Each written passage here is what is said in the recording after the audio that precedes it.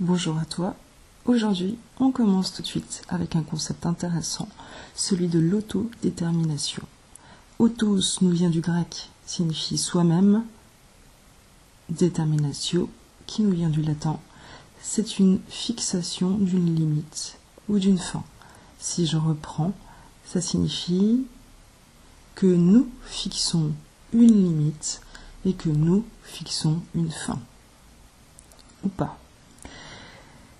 À l'autodétermination, il y a 3 explications. Il y en a bien plus. Je vais vous en citer 3. La première, l'autodétermination, c'est le droit des peuples à disposer d'eux-mêmes. C'est le droit de s'autodéterminer, c'est-à-dire que c'est l'action pour un peuple de prendre en main son propre destin. Comment ? Au travers d'un vote d'une population, d'un territoire, au travers du référendum. Pour quoi ? Pour déterminer le statut de ce territoire à un niveau international.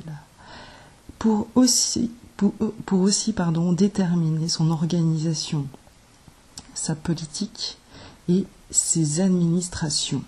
Je vous rappelle, et on peut rappeler que les personnes qui sont politiques et qui dirigent nos institutions,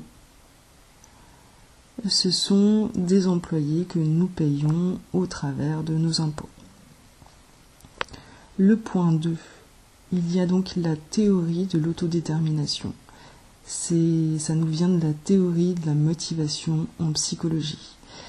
Ça nous dit qu'il y a 2 sortes de motivation. En tout cas, dans cette théorie, il y en a 2. Une motivation intrinsèque et une motivation extrinsèque. La motivation intrinsèque, comme son nom l'indique, ça vient de lui-même. La motivation extrinsèque vient de l'extérieur. En motivation intrinsèque, un individu ou un enfant, il va poursuivre une activité parce que cette activité lui procure une satisfaction en elle-même. Donc, finalement, l'individu accomplit une tâche parce que cette tâche, c'est une récompense en elle-même. Alors qu'il y a la motivation extrinsèque. Et là, l'individu, il va poursuivre une activité parce qu'elle lui permet d'atteindre un but externe à celle-ci. Ici, la récompense, elle n'est pas dans l'activité en elle-même, la récompense vient de l'extérieur. Alors, on peut faire tout un tas d'analogies, on peut appliquer ces 2 principes à plein de domaines, je vous laisse vous amuser à le faire. Personnellement, il y a un exemple qui me paraît être marquant, c'est celui des salaires. Alors, évidemment, il y a de tout, il existe de tout. Il y a des gens qui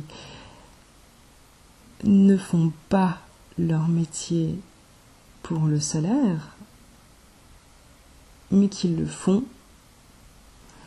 pour l'activité en elle-même. Il y a des gens qui ne font pas l'activité pour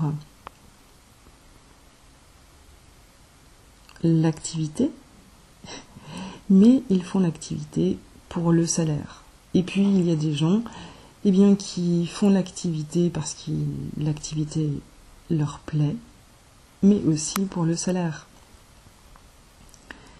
Et puis je vois mal intervenir le dernier cas, celui qui fait son activité parce qu'il ne l'aime pas et parce qu'il ne veut pas de salaire. Ça, je crois pas que ça existe.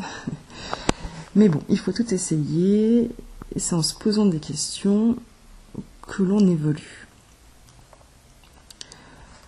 Autonomos, finalement, le dernier point, c'est l'espagnol. Ça signifie être autonome, l'autonomie. C'est être à soi ses propres règles. C'est être à soi aussi ses propres normes, c'est-à-dire ses propres idées, ses propres croyances, ses propres opinions. Autonomos, c'est l'opposé d'un espace contraignant. C'est aussi l'opposé d'un espace de pression. Autonomos, c'est un espace que je me crée.